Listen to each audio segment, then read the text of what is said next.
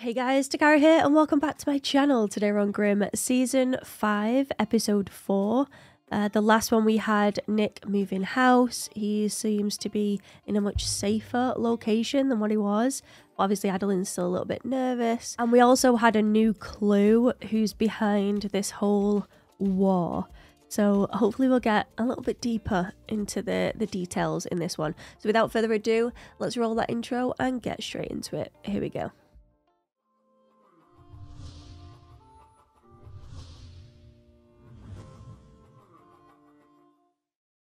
After these days and nights, whoever tries and does not succeed shall be put to death. If it's boiling, you gotta put the rice in and then turn it down. The rice is in. Let me turn the baby down. Should we call Rosalie? Okay, then you take Kelly. Never mind, I'll call her. Oh, bless them. They just want a minute's peace, guys. Whether it's counterpointing or not, I couldn't tell you. Oh, best part of the day. Ring, ring. I don't want to know. Nothing works all the time. I don't care about all the time, I just care about right now. What just happened? The music. I think we should get him his own phone. Not till second grade. I thought it'd be the music that was playing through the phone. And when a man does not have a son to inherit his legacy, he must turn to tradition. My daughter Emily is all I have left. Oh, I recognize her. She's been in a few things. Win her heart and her hand. Let the griffin choose. The griffin.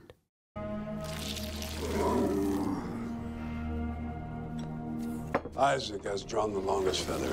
He will have the first chance to prove himself. What is my quest? Bring me the head of Frankie Atkins. Frankie. I've loved you for years. Now I finally get to prove it. What a weird scenario.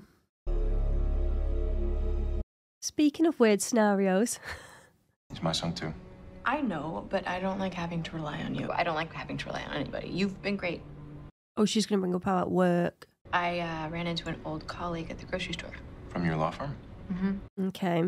Isn't it a little soon to go back to work? It is. It just made me feel better knowing that there was a job out there. I need to contribute, Nick. I don't like feeling so helpless. I like that.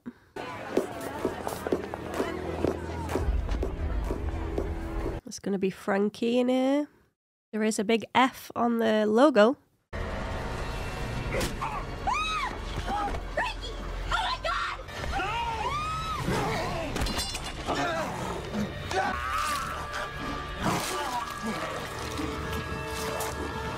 What? Okay, so he's clearly never seen Vesson before because he freaked the hell out then. So my guess is that it wasn't Frankie that's killed his son. It's whoever this Vesson is. Sean, thank you so much for coming, of course. He's got such a nice smile, this man, hasn't he? We think the time is right for Andrew. He's going to announce that he's running for mayor of Portland. You're a widely respected figure of authority here in Portland. We think you could do us a lot of good. Frankie Atkins, he's the owner of the bar. He was hit next. We ID'd the body as Isaac Proctor. According to Frankie, Isaac was killed by a guy wearing a weird-looking animal outfit. See, we knows the deal. I don't know what was going on, but whoever killed that son of a bitch, he saved my life. Got in the animal costume? Yeah, him. I owe him big time. So who's gonna be the animal? They're vet and organ, not my favorite. So Isaac is Vesson, whoever killed him is Vesson. Maybe it's one of the other suitors for the girl. Isaac was a good boy, believed in the tradition, and he will be mourned. Unless the killer is actually the daughter. To a brave and noble vet and organ. We should have watched his back. This is so weird. You don't have to do this. This tradition isn't worth it. Maybe not, but you are. Oh, so they're actually in love. You and me are going to bring two great families together. Oh, he's gonna die. Yeah, you're gonna die, mate. Detective Burkhardt is a Grimm. And you brought him into my office? Is this what you wanted to see, Grimm? Is Daniel Troyer Vesson? Vet Nogan, like me.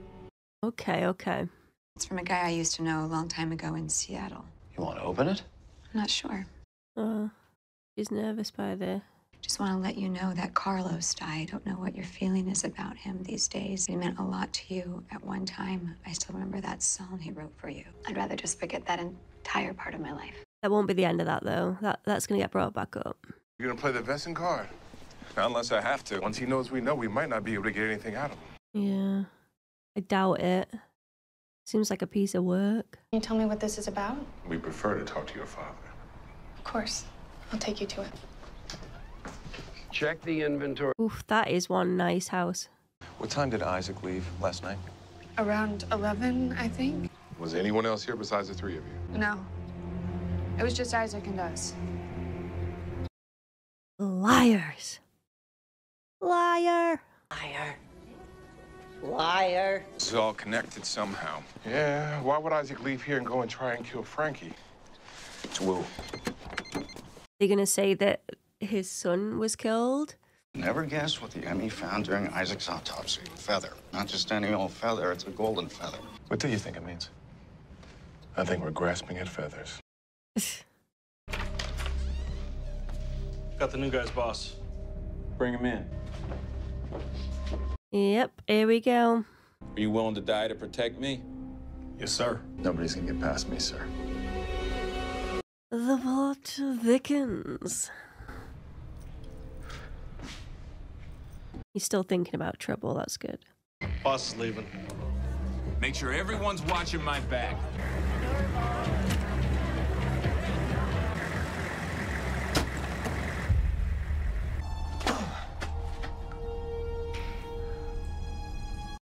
What's he doing now?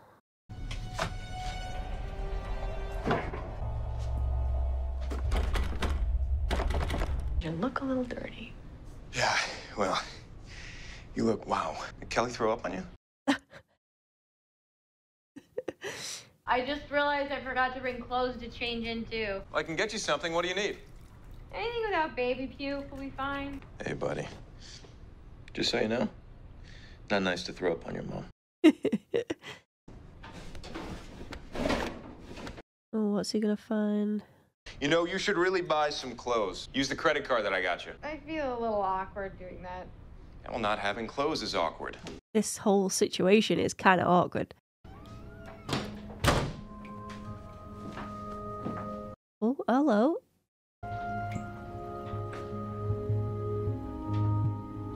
They're really dragging it out. They're making sure they do the legwork, setting this whole thing up. I think. Where's Louise? I said you're hungry and you wanted sandwiches. Put the sandwiches down. Go get Louise. What the hell? No! Again? Not again! It Louise?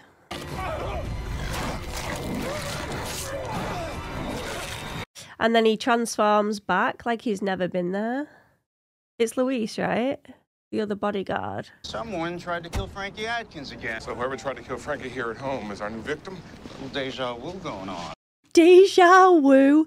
I love that. Same guy in an animal outfit. That animal outfit again. They gave him something to calm him down. I think he might have done a little self-medicating before that. Absolutely bladdered. Now, can you think of anyone in particular who would want to save your life? No, plenty of the opposite. Like who? If I do that, I'd take care of him myself. I don't mean in an unlawful manner. Victim is Eli Kemper, as in Union boss Lionel Kemper's son. Well, the daughter's not going to be happy because the love of her life is indeed dead. Another golden feather. Well, maybe Wu was right. He's like, I told you guys. 3 Vetinogan bachelors, right, are sent out to complete the quest to prove themselves worthy for the hand of the fair maiden and her dowry. Bringing in the head of the enemy, it's a pretty standard challenge. Standard. Don't expect Troy to just, tell you who it is. But he does have to bless the 3rd competitor, who will also have that 3rd golden feather. Honey, would you slay a dragon for me? I think it's clear he'd do anything. My knight in shining. But I don't do armor. I got a nickel allergy. I love them. I love them. They're just adorable. Eli's dead? We drink to his honor. It'll be that Luis guy, and he's the one that actually killed his son. I don't even want to be here. My mother made me do this. I don't want Emily. I'm gay. No one backs out of the Mark Zutak. Now you bring me the head of Frankie Atkins, or I'll kill you myself. That's my theory. What is this about? Hands where I can see them. I swear to you, I haven't done anything. The golden feather. How do you know Troyer? I wanted to see his daughter. Emily. I think I need to talk to a lawyer. A lawyer who can talk to you about the Maksuk-tokt? I wonder if the lawyer's going to be the guy's mum. We know you're Veton Ogun. I'm a Grimm.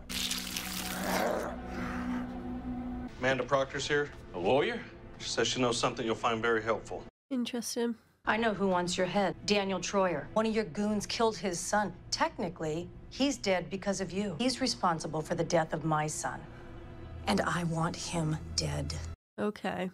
So they're going to pay for him to be killed now. You make it happen, and you call me when it's done. Do you understand? Oh, he's going himself. Interesting. There must be some mistake here. Yeah, it's a big mistake. You tried to kill me. Twice. Oh my God. What are you? Police! Back away! Emily! Emily? It was Emily! It was Emily. I swear she was my first guess, wasn't she? I'm pretty sure I suggested her being the killer first, but then I decided it was Louise, so... Hate that I never wanted any part of it. I never wanted to marry anybody. It's their tradition, not mine. But then why would she kill the love of her life? I'm confused. It was always your quest, not theirs.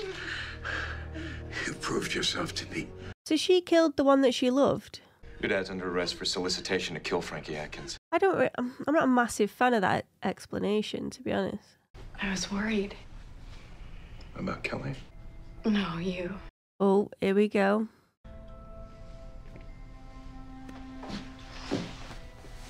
You get a hug.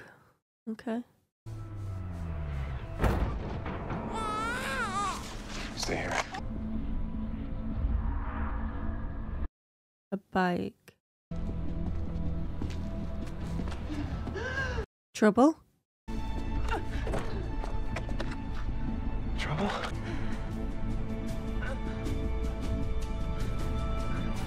What in the hell? These cliffhangers, they're too much.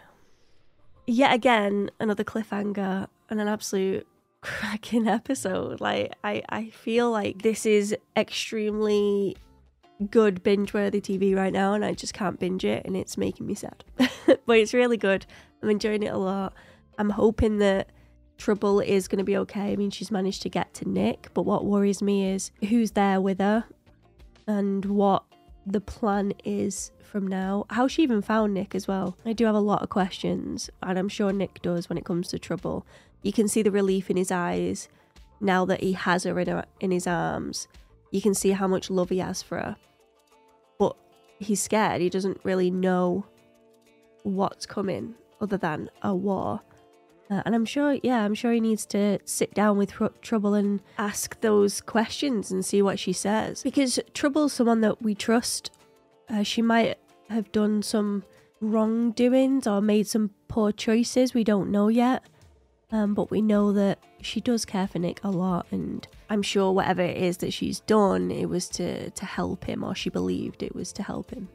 That's obviously my opinion. Don't tell me if I'm wrong, guys. Yet again, they're drawing Adalind and Nick closer together. Warming to the idea, but it still feels a little odd to me.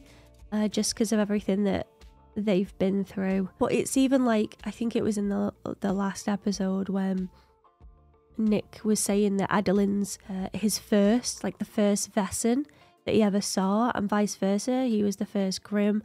So they're like, they are piecing it together slowly. And to be honest, I am glad that they're not rushing it and just forcing them together, because it would have felt even weirder. The thing is, Juliet was such a big role, I think, in this show.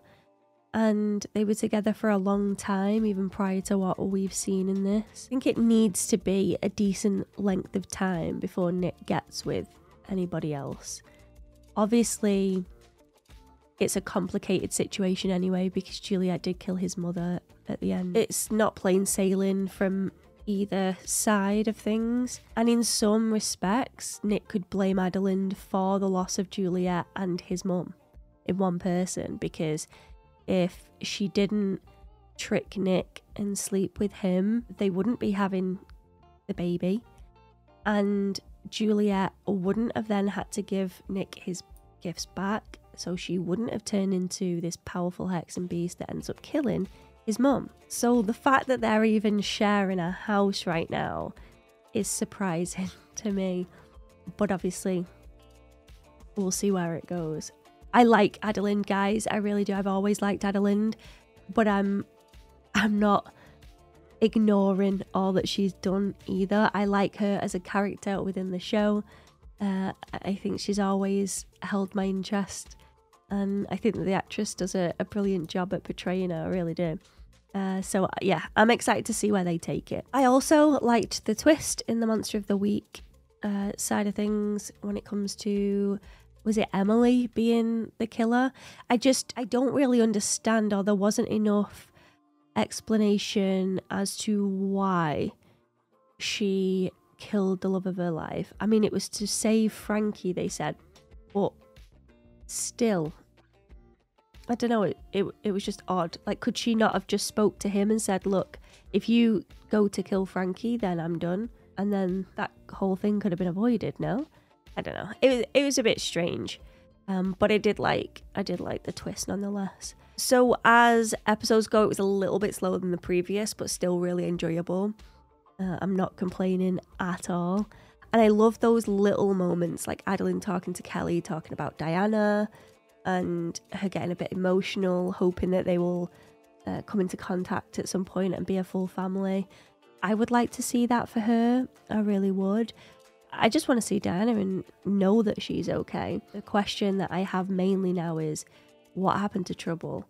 Why is she there? He said it was time, but like, now she's all beat up and can hardly stand. Like, what the hell happened? It's getting good, as always. But thank you all for watching my reaction to this episode. If you enjoyed it, give this video a like. It helps me more than you know. A cheeky thumbs up is always appreciated. And if you like what you see, you could always subscribe as well. Also helps me out. There's no pressure here, as always. I'd just love to have you. All of my links to everything is in the description of this video, so check that out. A massive shout out to all of my sponsors. You guys are amazing. Your names are here on the screen right now, and I can't thank you enough for all that you do. And I hope to see you all again soon for another video. Thanks for watching, guys. Goodbye for now. And before we completely sign off, let's take a comment from the Dak Pack. And today I've chosen Claire, and this is from my 502 reaction. And Claire says, I love that the writers included fan speak in the episode. When the Grimm fans found out Nick and Adalind were going to have a baby, it triggered much discussion on various social media platforms, including Twitter. One of the main topics of conversation was whether the baby would be a Grimm or a hexen beast, or a hybrid of the two. And if Nick and Adalind's child was a hybrid, then what would it be called? Fans eventually came up with the terms Hexagrim and Grimmerbeast, which is exactly what Adalind says in the episode. I would have loved to have watched the show when it aired, so I could be a part of this whole fandom thing. But like you say, it's always nice when shows are listening to the fans and incorporating it into the episodes as well. Sometimes it's a risky game, because sometimes they're really influenced by the fans, and then it can sort of suck the excitement from the show in some ways as well, because it can sway the writers type of thing.